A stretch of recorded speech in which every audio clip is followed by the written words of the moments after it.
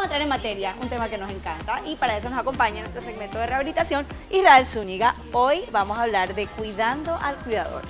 El cuidador es la persona que se encarga o que tiene en su gran mayoría la responsabilidad si tenemos en casa a una persona, a un niño que tiene alguna condición. Así mismo es.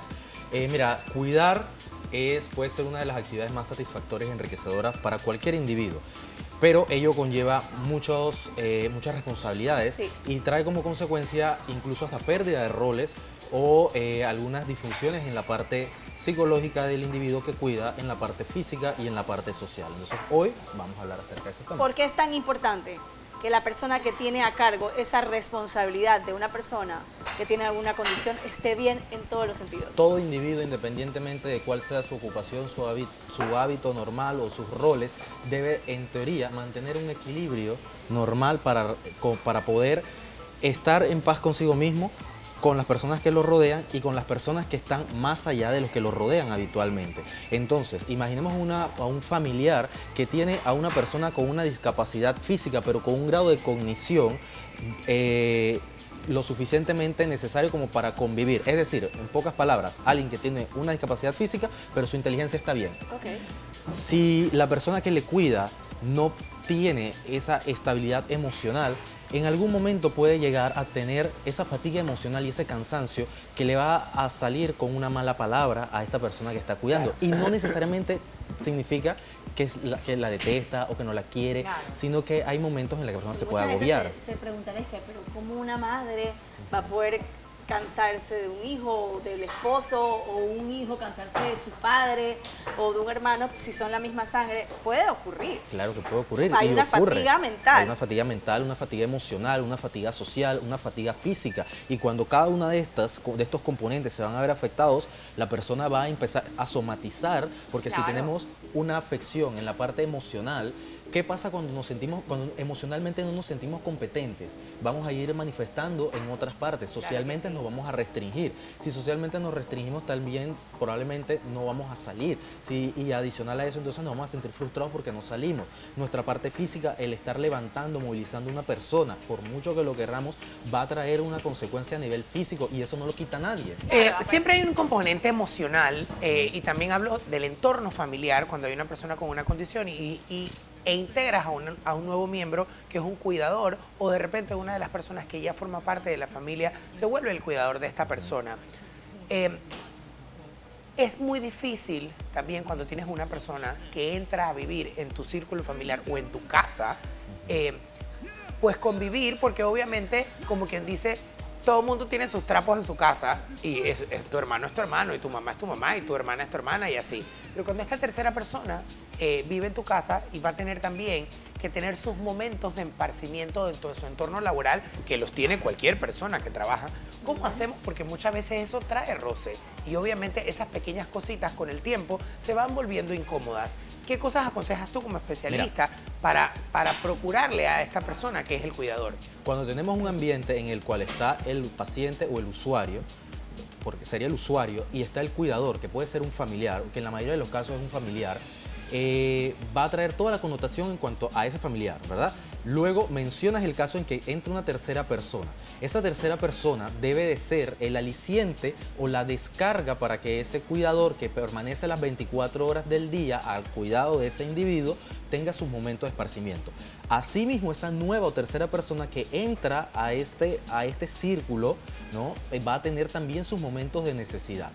La convivencia es difícil en todo tipo de circunstancias. ¿Exista o no exista condición? Exista o no existe una condición, siempre va a haber una condición en la convivencia. Los esposos, cuando se recién unen, hay diferencias y hay roces. Claro. Los hermanos, cuando incluso llega un nuevo hermano a la familia y el otro tiene que pasar al cuarto porque el otro cuarto se lo van a ceder, ahí empiezan a haber roces. Se va tu hermano de viaje a estudiar afuera, lo amas con amor y pasión y locura, y cuando regresa con mañas y ya, entonces empiezan a haber roces. Estas situaciones siempre se van a ver, hay o no hay una connotación. Claro. El cuidador lo que debe de ver siempre es que esta tercera persona va a llegar a ser el aliciente. Ahora, hay que tener algo bien claro, que es lo que se ve diariamente. Cuando tenemos una persona que está acostumbrada a cuidar a otro individuo, muchas veces piensa que él es el único que hace las cosas Que lo bien. sabe. Sí, Es que yo sé cómo es que se hace. Es que yo sé cómo tiene que se hace. ceder. Entonces, tenemos que aprender a ceder. Claro. Tenemos que aprender A delegar funciones. Delegar es la palabra, porque cuidando al cuidador significa delegar. Entonces, también, Marcela. La oportunidad. No, termina, cuando Entonces, acabes. es muy importante que la persona delegue roles para que entonces ella pueda volver a asumir los roles que ha perdido, porque el estar inmerso en la actividad de supervisar a una persona te quita roles. Y Claro, súmale que bastante si tienes que difícil. trabajar y tienes otras responsabilidades Y además. muchas veces se pierden hasta los roles laborales, se pierden los roles sociales. Claro, anteriormente hablábamos que como mamá a veces te cansas y necesitas un aire y todos sabemos que no hay nada más que una madre ame que a su propio hijo. Claro. Entonces a veces tú asumes el cuidado de una persona en tu familia, no porque te toque, porque la mamá tal vez está mentalizada, me convertí en madre y me toca, sino que simplemente la situación se da, es un familiar y nadie más presta atención a la situación. Entonces Sí. eres la única persona que tiene que cuidar a la persona con una condición. Ahora, es fácil decir cuidar al cuidador porque esto a mí me suena como que hay un entorno de personas que van realmente a velar por los intereses de esta persona que está cuidando a la persona con la condición, cuando no existe un entorno amigable claro. para la persona que está cuidando y está sola con esta responsabilidad. ¿Cómo se hace entonces? ¿Cuál sería tu consejo para la persona que tiene la carga o tiene responsabilidad Perennemente, sola claro, para está con una encontrar, persona. Familiares de esa para persona. encontrar, Claro. no olvídate de los familiares porque a Acabamos- veces no existen. sí, ¿Cómo hace ella esa tiene persona razón. para encontrar el espacio? Tienes toda la razón. Para, ¿sabes? Tienes Para toda la cuidarse razón. a ella misma. Tienes toda la razón. Porque lo que acabamos de conversar era ese ambiente en el cual Un ambiente amigable, ideal. Hay una familia que que tienes un soporte, un apoyo.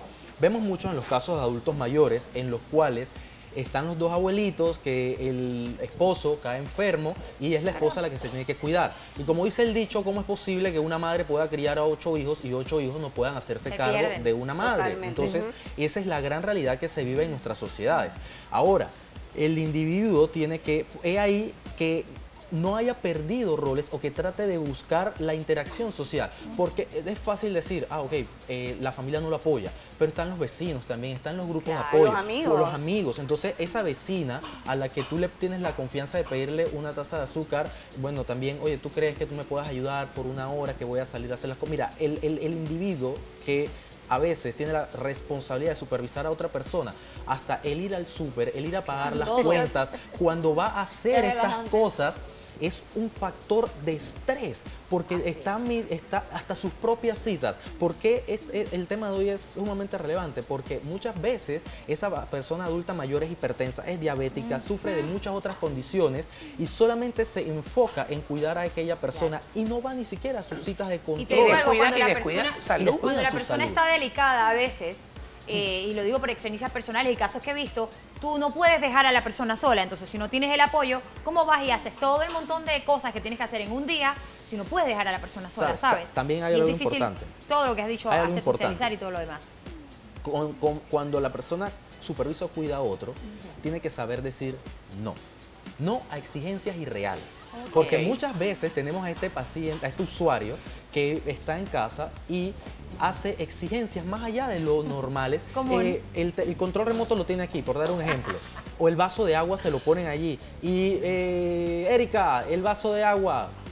Pero y el usuario tiene la capacidad para alcanzarlo o para cambiar el control o agarre y pide que le traigan café 3, 4, 5 veces al día. A veces por Entonces, hay que necesidad de sa- atención la persona se victimiza cuando tiene una Exacto, condición. entonces hay que saber decir no a necesidades irreales, como también hay que saber decir espera a otro tipo de situaciones que no son prioridad y que no son prudentes. Ahora, hay necesidades y hay necesidades. Lo cierto es que ese cuidador necesita su espacio en algún momento. Así es. Y es imposible que esté solo en la vida con esa persona que está cuidando. Tiene Claro. que haber un círculo. Y el círculo también tiene que entender que por muy fuerte que sea esta persona, es una persona, es un ser humano que en algún momento puede flaquear si tiene tanta responsabilidad encima y está cargando con un sobrepeso de la vida. Es que así es. Mira, ¿Cómo yo- le hacemos entender a esos familiares eso?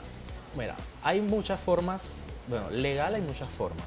Sí, claro. Y también esto... Por ejemplo, un hermano, yo he visto muchos casos que son 4 hermanos y solamente un hermano o una hermana es la que cuida a ese papá y esa mamá que se sacrificó O por los mucho. 4 hermanos, porque los hermanos dicen, no, es que ella no tiene trabajo, o no, es que su trabajo es más no es tan demandante como el mío. Es trabajo. Claro. Entonces es una frescura de los otros 3 hermanos. Entonces, ¿cómo le hacemos entender a esos 3 y pelados? 3 de los 4 hermanos Exacto. aportan a veces económicamente Y ya. y sienten que con el aporte económico No, que eso- se hace es suficiente. No. Como así también hay el peor de los ambientes en el cual ninguno de los 3 hermanos aporta nada y a esa persona le cae la gran responsabilidad. Correcto. Al final, vuelvo y repito, están a apoyarse en grupos de personas que estén en la misma situación, buscar orientación en asociaciones que, por ejemplo, brinden apoyo a personas con similitudes o con semejanza. Incluso los grupos religiosos también son, mira, aquella persona que va a una iglesia o que según, ahora no le digo a todo el mundo con esto que yo quiero que se congregue o todo lo Sí, demás, sí, sí.